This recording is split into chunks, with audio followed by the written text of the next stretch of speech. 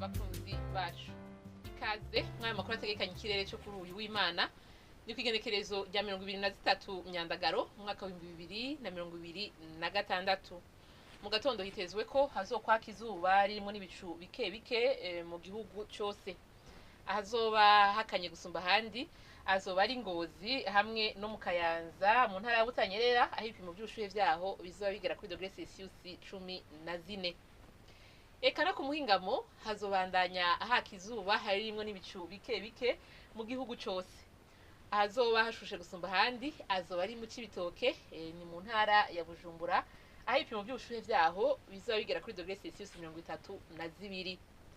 Ejo mu gatondo rero izuba gitezwe ko rizoseruka igihe cy'isaha 12 zirenga k'iminota 4 rirenge igihe cy'isaha 12 zirenga k'iminota 5 z'umugoroba.